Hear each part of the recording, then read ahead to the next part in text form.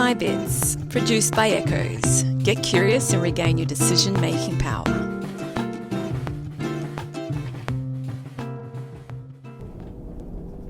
Bom dia, boa tarde and boa noite. Good day, good afternoon and good evening. And welcome back to MYBITS here at ECHOEZ with me, Roberta, or some of you might know me, Roberta. Now, before I get started, I want to say that viewer and listener discretion is advised because I do use some words that might raise some discomfort in some people. So let's get started. Welcome to modern day slavery.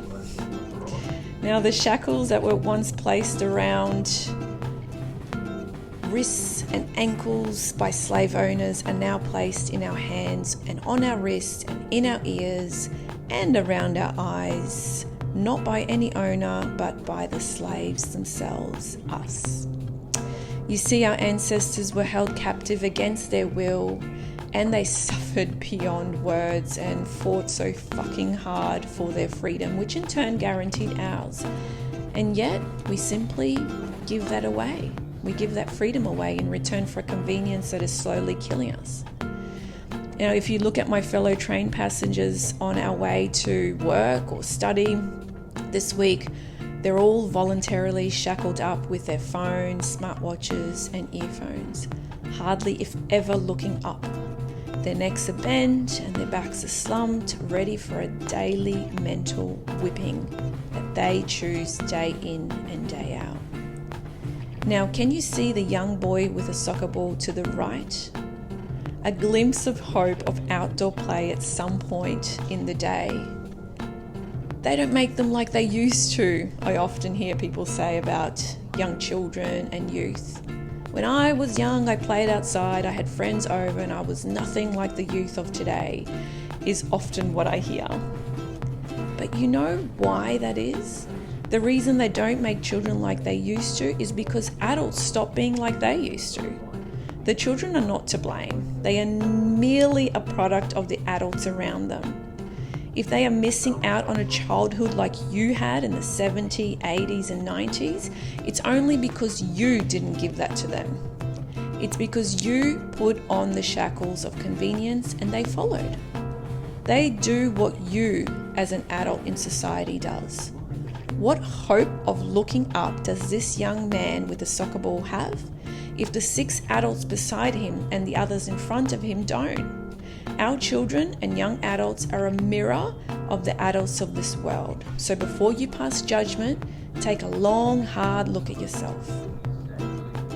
And the contract with modern slavery that you have is showing them how to live and be.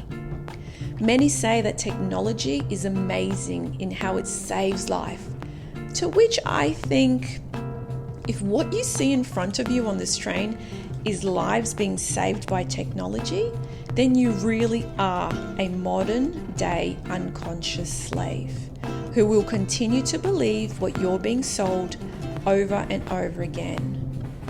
Next is our eyes, the very window to our soul. The thing that can tell us so much about a human. That's what's next on the hit list with these goggles. Oh, they're phenomenal, how they'll be helping the disabled, you say. True that, but medicine was also made to treat the very ill, yet today, you'd be pressed to find someone that's unmedicated. Does that mean the majority of society is ill? Wasn't technology meant to be a benefit? Yet we're all medicated. Remember, technology played a huge part in changing our food, modifying it, mass producing it. It changed how we consume by mouth, for sure, but it also changed how we consume by eyes and by ears. Think about it. It changed our overall well-being. Now look, I have a phone, I have a computer, I have earphones. But you know what I also have? I have curiosity. Curiosity and power to go against the grain without being afraid of backlash from family and society. We used to read the newspaper on the train, and when that was done, we'd put it away and look out the window or engage in conversation with a fellow passenger. I'm back to doing that. But without the paper in hand, I engage with people. And as you can see, I don't get to do much of that because there's not many people that look up for me to engage with. There's just this voluntarily shackled mentality that happens.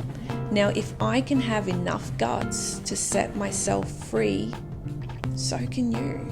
And it is a process, not an easy one, but it can be done. Be the example you want to see in the world. Do it first for no other reason that it will do you good. It will lift your spirit, your health, and your overall well-being. Then watch your family and friends start to follow suit. You know, they will give you shit for it at the start, but eventually they will follow. And you will change the lives of strangers on the train if you dare to try. If you want change, it needs to start with you. If you ever see me on the train, please smile back, because I have to say I am feeling a little bit lonely in my rides where there is no eye contact. There is absolutely nothing other than people slumped on their seats. Be the change you want to see in this world. I dare you. And remember, as you go on your journey doing that, be kind, be great, and be you. Ciao for now.